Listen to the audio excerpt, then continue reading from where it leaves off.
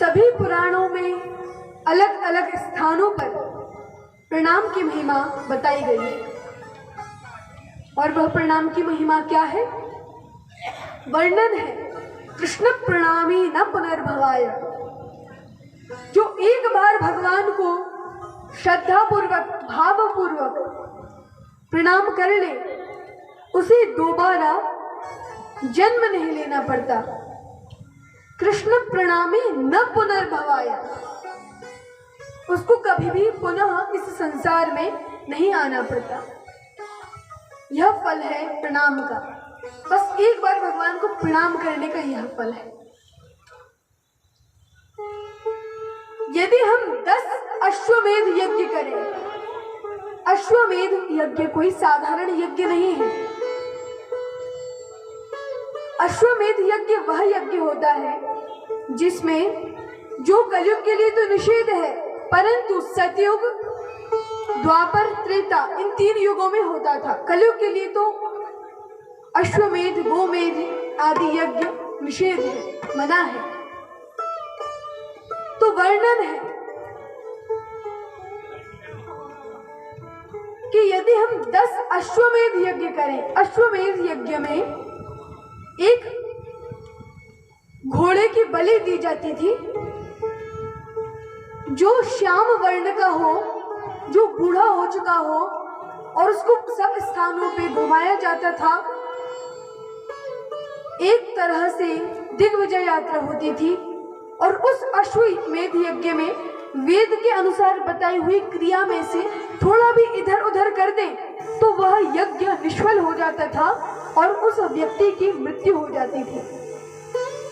तो यदि हम 10 अश्वमेध यज्ञ करते हैं या 10 अश्वमेध करें, यज्ञ करें, या एक बार भगवान को प्रणाम करें, फल एक ही है, बराबर फल है।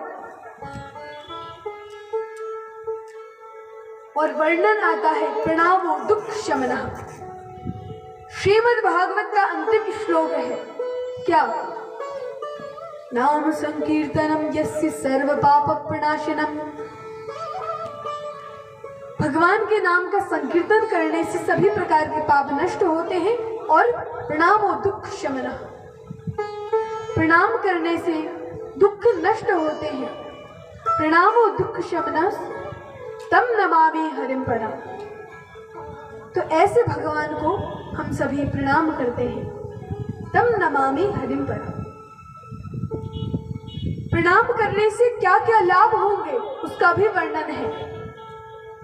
अभिवादनशीलस्य नित्यं वृद्धोपसेविनः, अर्थात अभिवादनशीलस्य,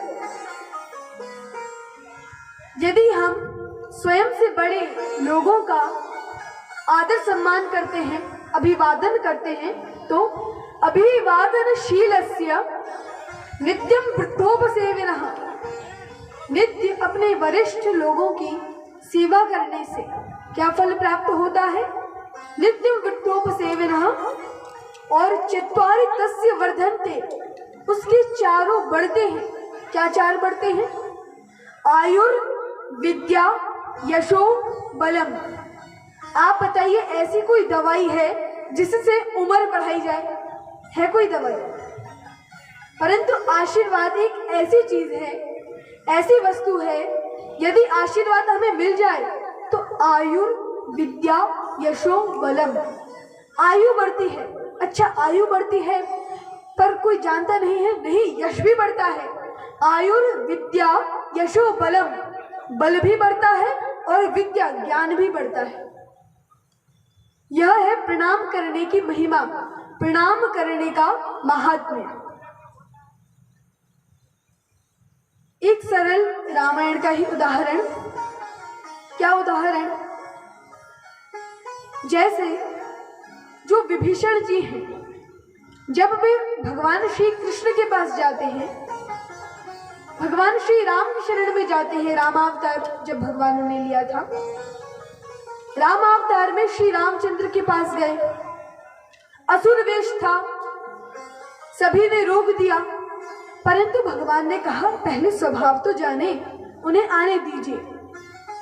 जब वे वहां पहुंचे, मात्र विभीषण जी भगवान रामचंद्र को प्रणाम करते हैं और प्रणाम करने से ही भगवान कहते हैं, हे लंकेश, कुशल कुठार वास तुम्हारा, तुम बहुत बुरे लोगों के बीच में रहते हो, किस प्रकार तुम इस मित्रता को निभा रहे हो, किस प्रकार मेरे गुणों का गान कर रहे हो। तो सबसे पहले क्या कहा, लंकेश, हे लंका के ईश्वर। अब लंकेश तो थे रावण, और किसको कह दिया लंकेश, विभीषण जी को। अब सुग्रीव जी कहते हैं, हे भगवान, आप बहुत ज्यादा एडवांस हो, अभी युद्ध हुआ नहीं, रावण मरा नहीं, उसके पहले ही आपने इन्हें लंकापति बना दिया।